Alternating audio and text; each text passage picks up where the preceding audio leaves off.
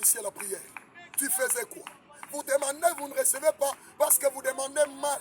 Dans vos prières, il y a l'impudicité qui règne. Dans vos prières, il y a l'orgueil qui règne. Dans vos prières, il y a la sorcellerie qui règne. Dans vos prières, il y a la comparaison qui règne. Dans vos prières, il y a la concurrence qui règne. De telles prières, Dieu n'exauce pas. Dieu n'exauce pas. La Bible dit, d'où viennent les querelles? D'où viennent les querelles parmi vous?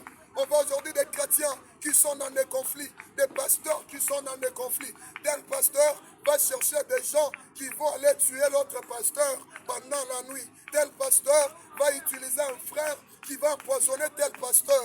Et les deux prétendent servir Dieu. Et écoutez,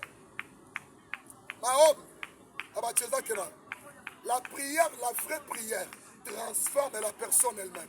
Mais toi, avant la prière, tu es dans l'impudicité. Après la prière, tu es dans l'orgueil, ou machimango, hypocrisie, kiburi kanguvu. De telles prières, Dieu n'exauce pas. C'est une perte de temps. Vous savez pourquoi Dieu avait refusé l'offrande de Caïn? L'offrande n'était pas mauvaise. Parce que chacun a donné le fruit de son travail.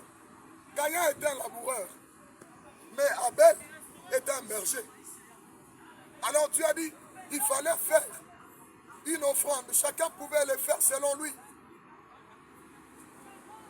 Mais Dieu a refusé l'offrande de Caïn. Le problème, ce n'était pas l'offrande. Mais le problème, c'était le cœur de Caïn. L'intérieur. C'est pourquoi, même quand vous venez à la prière, Dieu ne voit pas d'abord comment vous êtes assis, comment vous êtes habillés. Dieu regarde l'état de vos cœurs. Dieu regarde l'état de vos cœurs. C'est là quelqu'un qui dit, ah, la prière a beaucoup traîné, qu'on nous laisse partir. Quand il est en train de dire qu'on nous laisse partir, c'est pour aller à un rendez-vous qui va l'essuyer. L'impudicité. Et il dit, on a beaucoup traîné, qu'on nous laisse partir. On peut te laisser partir, mais la finalité c'est la mort. Tu es là en train de prier, mais dans ton cœur, hypocrisie, engouffre. Et aujourd'hui, si un endroit on peut trouver de très mauvaises personnes, c'est dans des églises. Là où tu peux mourir facilement, c'est dans des églises. Quand tu prophétises, on te combat.